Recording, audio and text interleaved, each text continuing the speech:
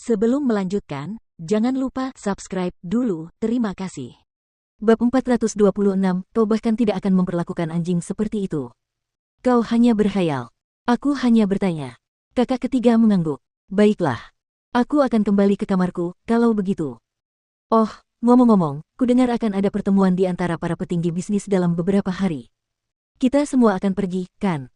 Kamu, aku, dan adik iparmu harus pergi. Dan kamu tahu alasan utama mengapa kamu pergi. Tujuannya adalah untuk menemukan calon istri. Namun, saudara ketiga mengangkat bahu acuh tak acuh. Satu-satunya kekhawatirannya adalah apakah Sengkai akan pergi. Tetapi entah mengapa, meskipun aku tahu bahwa saudara kedelapan sedang terpuruk, aku punya firasat dia bisa bangkit lagi.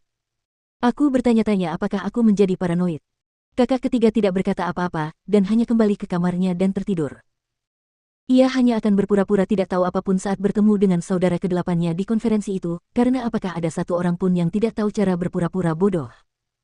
Setelah setengah tahun tidak menonjolkan diri, sekarang saatnya bagi Seng Xiao untuk tampil.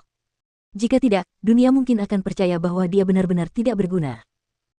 Karena Song Teng telah melawan Huang Yao, Seng Tua dengan tegas memutuskan bahwa tidak ada aliansi melalui pernikahan dengan mereka.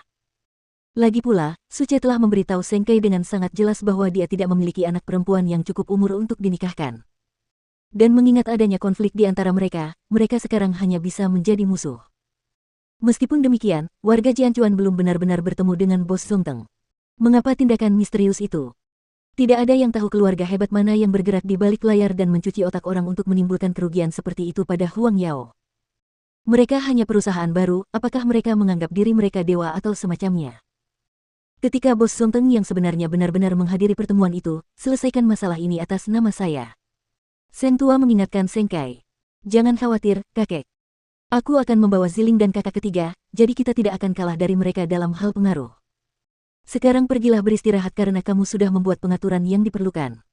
Dan jangan terlalu khawatir tentang pekerjaan, Sengkai, dan abaikan perasaan Gu Ziling.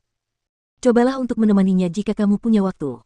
Dengan kata lain, lelaki tua itu menyuruhnya untuk meluangkan lebih banyak waktu bersama Gu Ziling di balik selimut dan memulai sebuah keluarga. Saya mengerti. Tetapi ketika menyangkut anak-anak dan fakta bahwa tidak ada sesuatu pun yang terjadi setelah setengah tahun, Sengkai bertanya-tanya apa yang sebenarnya terjadi. Gu Ziling belum pernah bersama pria manapun sebelum menikah dengannya, oleh karena itu kesehatannya seharusnya baik-baik saja. Meski begitu, mengingat dia sudah lama tidak menggunakan alat kontrasepsi, bagaimana mungkin dia tidak hamil? Bukannya Sengkai tidak punya kecurigaan, dia juga penasaran dengan masalah tersebut. Itulah sebabnya ia bermaksud untuk mengatur pemeriksaan pribadi ketika ia memiliki waktu luang, memeriksa dirinya sendiri untuk menghilangkan kemungkinan bahwa ia memiliki masalah kesuburan. Ngomong-ngomong, pernikahanmu dengannya akan genap setengah tahun lagi. Kamu harus merayakannya dengan baik. Sengkai mengangguk, dan berencana untuk memesan tempat di Empire. Meskipun itu adalah pernikahan kontrak, hubungan antara dia dan Gu Ziling telah menjadi sangat ambigu sehingga tidak ada yang tahu apa yang nyata atau palsu. Namun, apapun masalahnya, dia harus memenuhi tanggung jawabnya sebagai seorang suami, jadi dia meminta sekretarisnya untuk mengatur pemesanan tempat duduk dan bunga pada hari peringatan setengah tahun pernikahannya. Meskipun Feng Shanshan telah kehilangan seorang anak, mantan pacarnya yang bajingan itu sedang berpesta di kekaisaran dan berkencan dengan seorang wanita cantik. Setelah dia mengetahui lokasinya dari seorang teman bersama, dia memanggil taksi dan menuju ke sana. Dia bersedia meneruskan hidupnya tanpa dia, tapi dia akan melunasi hutangnya demi anaknya. Itulah sebabnya dia datang ke meja pria itu. Bajingan itu langsung kesal melihatnya. Tidak kusangka kau bisa menemukan tempat ini, bukankah kita sudah putus? Aku di sini cuma mau lihat, apakah cowok yang baru aja putusin mantan pacarnya 2 hari yang lalu bisa punya pacar baru, seakan-akan nggak terjadi apa-apa. Hubungan kita sudah berakhir. Apa pedulimu? Apa kau pikir aku peduli dengan sampah sepertimu? Aku hanya ingin memberitahu adik perempuanku bahwa pria ini tidak pernah memakai kondom dan kau bisa hamil tanpa sengaja, dan dicampakkan sepertiku. Pacar barunya langsung merasa jijik dan segera bangkit dari meja. Maaf, aku pergi. Apa yang bisa Anda hemat dengan melakukan ini? Aku tidak ingin menyelamatkan apapun. Aku hanya ingin melihatmu menderita. Tamparan. Terdengar suara keras ketika Feng Shanshan dipukul telapak tangan di wajahnya di depan umum. Tidak tahu malu. Sementara itu, Sengkai dan Gu Ziling yang berada di restoran terbuka yang sama mendengar keributan itu. Merasa suasana hati mereka terganggu, Sengkai memanggil manajer hotel. Apa saja gaji yang diterima petugas keamanan hotel ini? Saya benar-benar minta maaf, Tuan Seng, Nona Seng. Kami akan segera menanganinya. Setelah mengucapkan kata-kata itu, sang manajer berjalan mendekati Feng Shanshan dan bajingan itu. Maaf, tapi saya harus meminta kalian berdua pergi karena telah mengganggu klien lain. Saya klien VVIP. Si bajingan itu membentak. Usir saja wanita ini. Feng Shanshan sekilas melihat Seng Kai dan Gu Ziling di dekatnya, setelah bertemu keduanya saat berkunjung ke kediaman Seng. Namun, mereka mungkin tidak mengingatnya. Faktanya, mereka tidak akan membelanya bahkan jika mereka mengingatnya. Lagi pula, siapakah dia?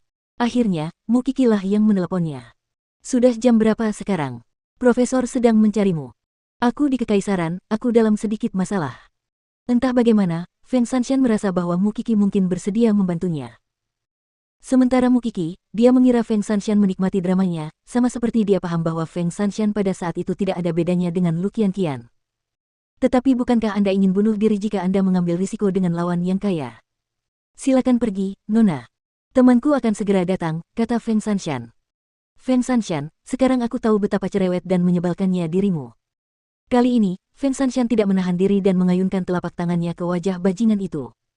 Kau tidak berhak menyebut namaku.